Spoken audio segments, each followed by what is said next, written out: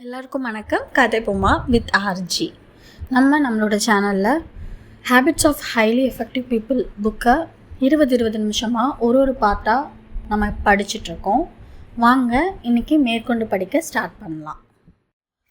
அவருக்கு தெரியும் என்று உனக்கு உறுதியாக தெரிவதற்கு முன் அவர் பரிந்துரைக்கும் மருந்துகளை கொடுக்க நீ தயாராக இருக்கிறாயா?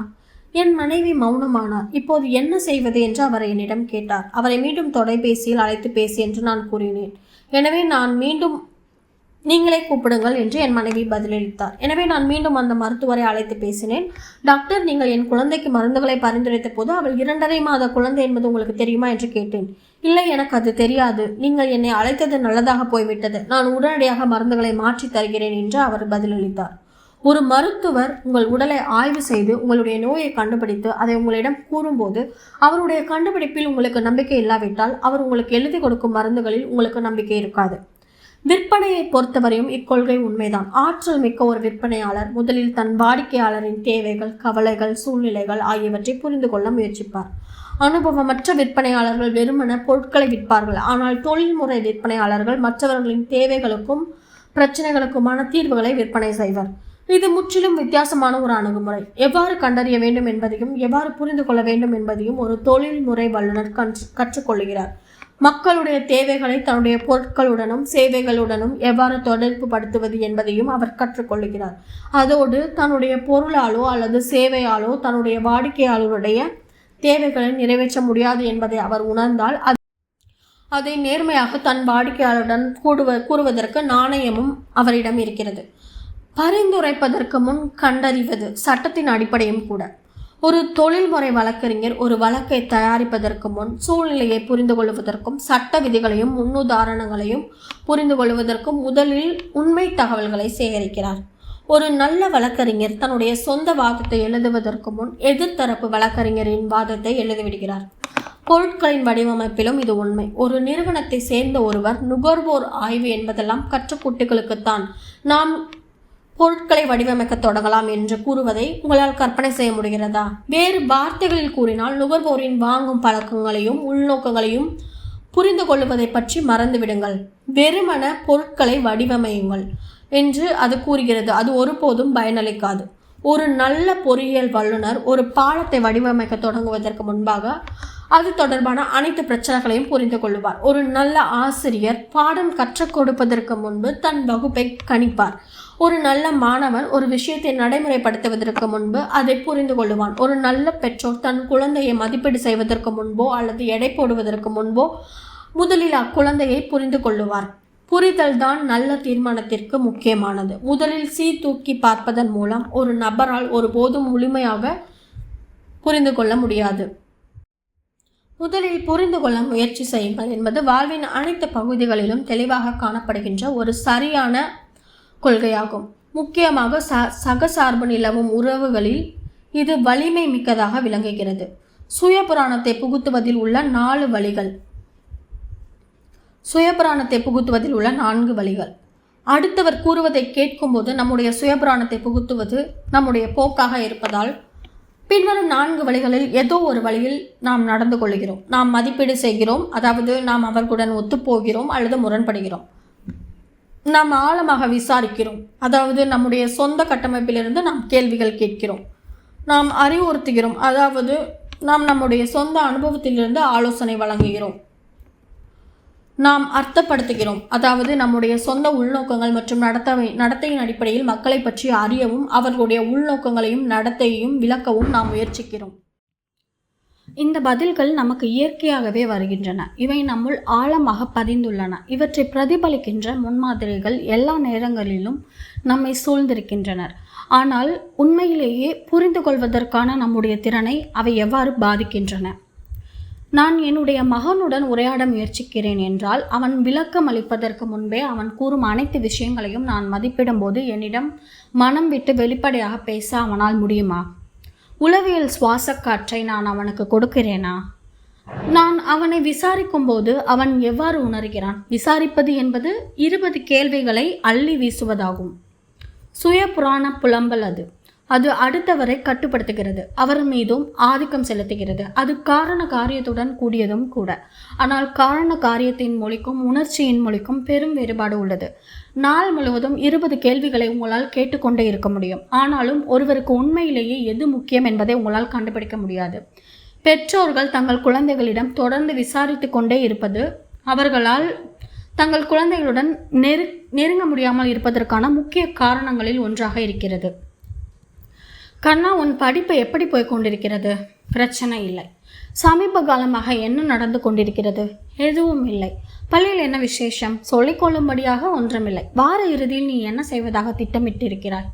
தெரியாது. அவனால் தன் நண்பர்களுடன் தொலைபேசியில் மணிக்கணக்கில் பேசிக் கொண்டிருக்க முடியும். ஆனால் உங்களுக்கு அவன் வெறுமனே ஓரிரு வார்த்தைகளில் மட்டும் பதிலளிக்கிறான்.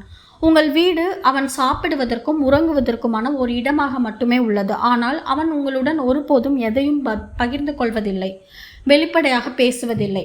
இதை பற்றி நீங்கள் நேர்மறையாக சிந்தித்து பாருங்கள். அவன் உங்களிடம் பேச வருகின்ற ஒவ்வொரு முறையும் நீங்கள் உங்களுடைய சுயபுராணத்தையும் அறிவுரையையும் கட்டவிழ்த்துவிட்டு, நான் அப்போதே கூறினேன் அல்லவா என்று அவனை குத்தி காட்டினால் அவன் எப்படி உங்களிடம் வெளிப்படையாக பேசுவான்? இந்த பதில்களை நாம் பயன்படுத்தும் போது அது பற்றிய பிரங்கையே நமக்கு இல்லாத அளவுக்கு இவை நம்முள் மிக ஆழமாக பதிந்துள்ளன. நான் இந்த கோட்பாட்டை ஆயிரக்கணக்கான மக்களுக்கு பல பயிலரங்குகள் மூலம் நாடு முழுவதும் கற்றுக் கொடுத்துள்ளேன். புரிந்துணர்வுடன் காது கொடுத்து கேட்பது எப்படி என்பது என்னுடைய பயிலரங்கில் நடித்து காட்டப்படும் போது அது அவர்களை அதிர்ச்சிக்கு உள்ளாக்க தவறுவதில்லை.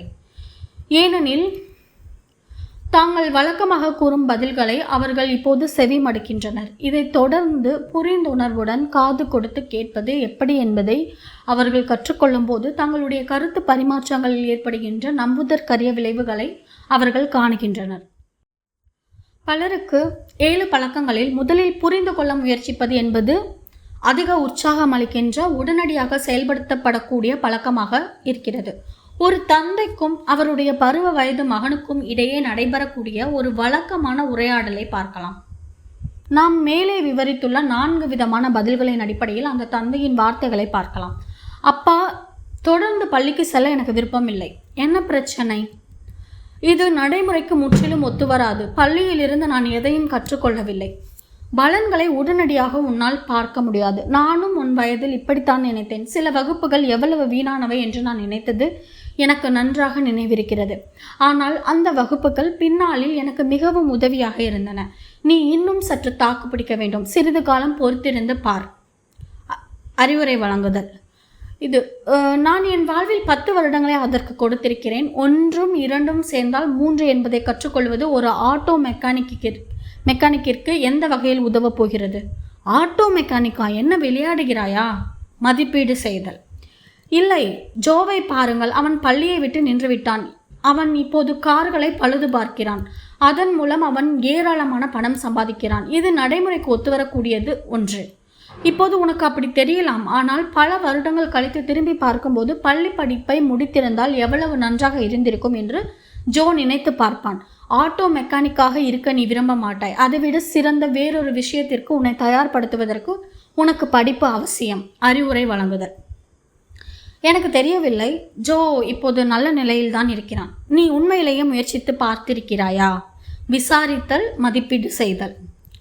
அப்பா, உயர்நிலை பள்ளியில் நான் 2 வருடங்களாக இருந்து வருகிறேன். நான் நிச்சயமாக முயற்சித்து பார்த்து விட்டேன். இது வீணான படிப்பு. உன் பள்ளிக்கூடம் மிகவும் மதிப்பு வாய்ந்த ஒன்று. அதற்கு சிறிதளவாவது மதிப்பு கொடு. அறிவுரை வழங்குதல், மதிப்பீடு செய்தல். மற்ற மாணவர்களும் இதே போலத்தான் நினைக்கின்றனர். நீ இப்போது இருக்கும் இடத்தில் இருப்பதற்கு நானும் உன் தாயாரும் எவ்வளவு தியாகங்களை செய்திருக்கிறோம் என்பதை நீ உணர்கிறாயா? இவ்வளவு தூரம் வந்த பிறகு படிப்பை நிறுத்துவது முட்டாள்தனம். மதிப்பீடு செய்தல். அப்பா, நீங்கள் தியாகம் செய்துள்ளது எனக்கு தெரியும். ஆனால் இதற்கு மேல் செலவு செய்வது வீண். நீ உன்னுடைய வீட்டு பாடத்தை முடிப்பதில் அதிக நேரத்தையும் தொலைக்காட்சியின் முன்னால் குறைவான நேரத்தையும் செலவிட்டாள்.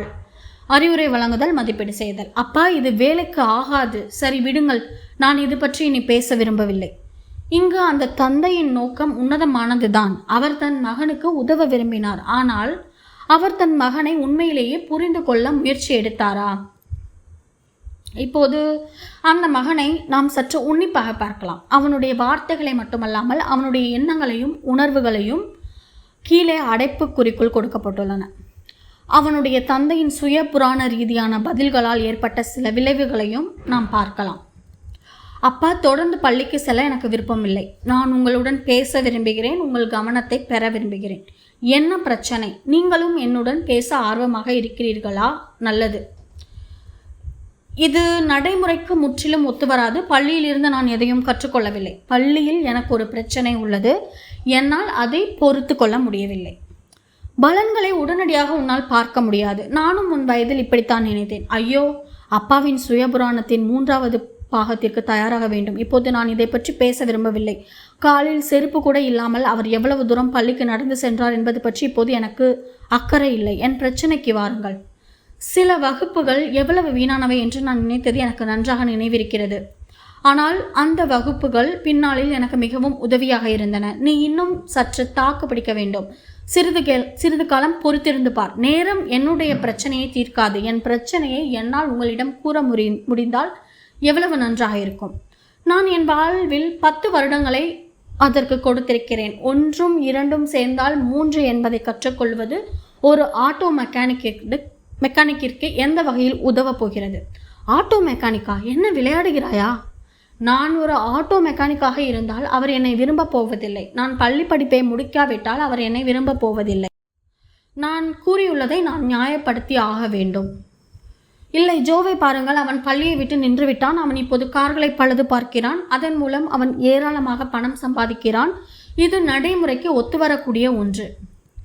இப்போது உனக்கு அப்படி தெரியலாம். ஆனால் பல வருடங்கள் கழித்து திரும்பி பார்க்கும்போது பள்ளி படிப்பை முடித்திருந்தால் எவ்வளவு நன்றாக இருந்திருக்கும் என்று ஜோ நினைத்து பார்ப்பான். கல்வியின் மதிப்பை பற்றி 16வது சொற்பொழிவு இப்போது வரப்போகிறது. ஆட்டோ மெக்கானிக்காக இருக்க நீ விரும்ப மாட்டாய். அது எப்படி உங்களுக்கு தெரியுமாப்பா? எனக்கு உண்மையிலேயே என்ன வேண்டும் என்று உங்களுக்கு ஏதேனும் யோசனை இருக்கிறதா? இதைவிட சிறந்த வேறொரு விஷயத்திற்கு உன்னை தயார்படுத்துவதற்கு உனக்கு படிப்பு அவசியம். அறிவுரை வழங்குதல். எனக்கு தெரியவில்லை. ஜோ இப்போது நல்ல நிலையில்தான் இருக்கிறான். அவன் ஒன்றும் தோல்வியாளன் அல்ல. அவன் பள்ளி படிப்பை முடிக்கவில்லை என்றாலும் தோற்று போகவில்லை. நீ உண்மையிலேயே முயற்சித்து பார்த்திருக்கிறாயா? அரைத்த மாவையை நாம் அரைத்து கொண்டிருக்கிறோம் அப்பா. நீங்கள் சற்று காது கொடுத்து கேளுங்கள். நான் உண்மையிலேயே ஒரு முக்கியமான விஷயம் குறித்து உங்களிடம் பேச வேண்டியுள்ளது. அப்பா, உயர்நிலை பள்ளியில் நான் 2 வருடங்களாக இருந்து வருகிறேன். நான் நிச்சயமாக முயற்சித்து பார்த்துவிட்டேன். இது வீணான படிப்பு.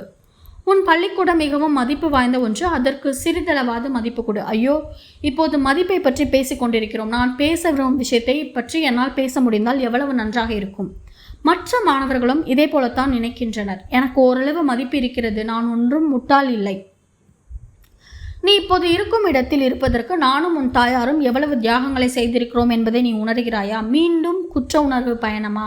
நான் முட்டாள்தான். பள்ளிக்கூடம் சிறப்பானது. அம்மாவும் அப்பாவும் சிறப்பானவர்கள். நான் மட்டும்தான் முட்டாள். இவ்வளவு தூரம் வந்த பிறகு படிப்பை நிறுத்துவது முட்டாள்தனம். அப்பா, நீங்கள் தியாகம் செய்துள்ளது எனக்கு தெரியும். ஆனால் இதற்கு மேல் செலவு செய்வது வீண். நீங்கள் என்னை பற்றி புரிந்து கொள்ளவில்லை. நீ உன்னுடைய வீட்டு பாடத்தை முடிப்பதில் அதிக நேரத்தையும் தொலைக்காட்சியின் முன்னால் குறைவான நேரத்தையும் செலவிட்டால் பிரச்சனை அதுவல்ல அப்பா. என் பிரச்சனையை பற்றி உங்களிடம் என்னால் ஒருபோதும் கூற முடியாது. உங்களிடம் சொல்ல முயற்சித்தது என் முட்டாள்தனம்தான்.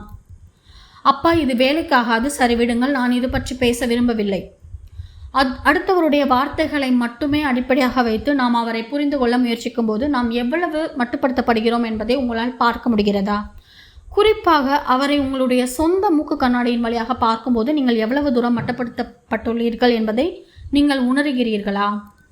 தன்னுடைய நிலைமையை நாம் புரிந்து கொள்ள வேண்டும் என்பதற்காக ஒருவர் உண்மையிலேயே முயற்சிக்கும் போது அவருக்கு நம்முடைய சுய புராண ரீதியான பதில்களை கொடுப்பது அவரை எவ்வளவு தூரம் மட்டுப்படுத்துகிறது என்பதை உங்களால் காண முடிகிறதா?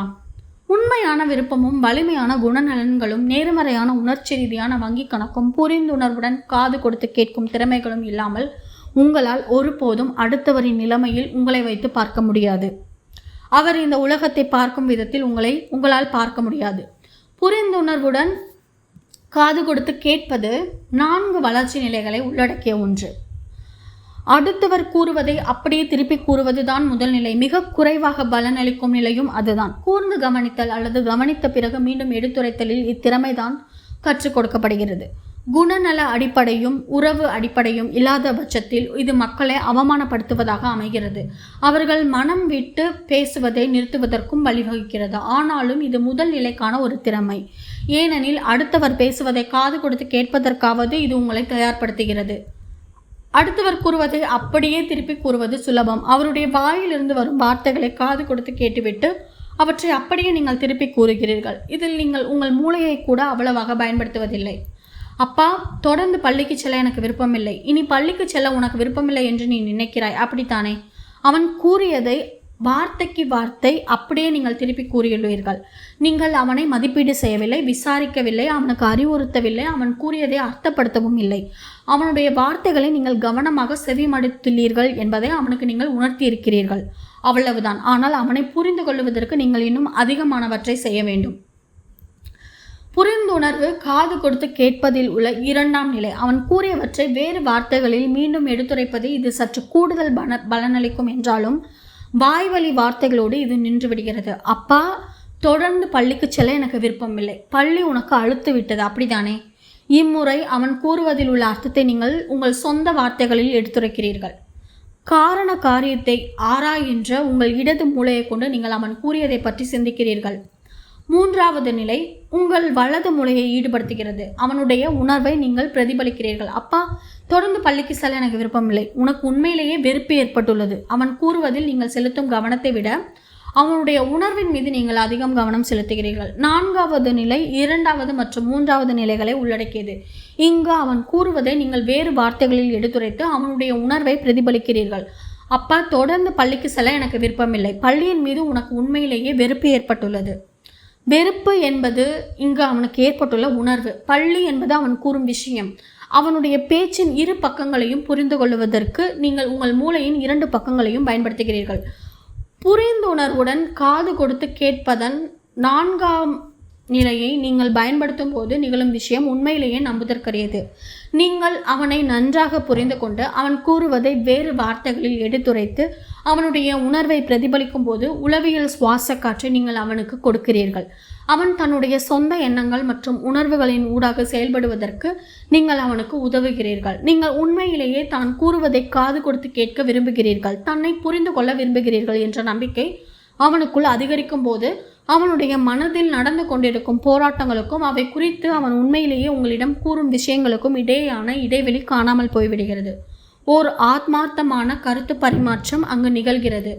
அவனுடைய சிந்தனையும் உணர்வும் எந்த விஷயத்தை வெளிப்படுத்துகின்றனவோ அவனுடைய பேச்சும் அதே விஷயத்தை தான் வெளிப்படுத்துகிறது. அவ்விரண்டு விஷயங்களும் வேறுபட்டிருப்பதில்லை. அவன் உங்கள் மீது உணர்வு பூர்வமான நம்பிக்கை கொள்ள தொடங்குகிறான். அப்பா, தொடர்ந்து பள்ளிக்கு செல்ல எனக்கு விருப்பம் இல்லை. நான் உங்களுடன் பேச விரும்புகிறேன், உங்களுடைய கவனத்தை பெற விரும்புகிறேன். பள்ளியின் மீது உனக்கு உண்மையிலேயே வெறுப்பு ஏற்பட்டுள்ளது. ஆம், அப்படிப்பட்ட உணர்வு தான் எனக்கு ஏற்பட்டுள்ளது. நிச்சயமாக நான் அப்படித்தான் உணர்கிறேன். பள்ளிக்கூடம் நடைமுறைக்கு ஒத்து வராது. அதிலிருந்து எந்த ஒரு பயனுள்ள விஷயமும் இதுவரை எனக்கு கிடைக்கவில்லை. பள்ளிக்கூடம் உனக்கு எந்த நன்மையும் செய்யவில்லை என்று நீ நினைக்கிறாய். ஒரு நிமிடம் பொறுங்கள் அப்பா, நான் உண்மையிலேயே அப்படியா நினைக்கிறேன்? ஆமாம், எனக்கு உதவக்கூடிய எந்த ஒரு விஷயத்தையும் பள்ளிக்கூடத்திலிருந்து இதுவரை நான் கற்கவில்லை. ஜோவை பாருங்கள். அவன் பள்ளியை விட்டு நின்றுவிட்டு கார் மெக்கானிக்காக வேலை பார்த்து கொண்டிருக்கிறான். அவன் ஏராளமாக பணம் சம்பாதித்து கொண்டிருக்கிறான். இது நடைமுறைக்கு ஏற்ற விஷயம்தான். ஜோவின் யோசனை உண்மையிலேயே மிக சரியான யோசனை என்று நீ நினைக்கிறாய்.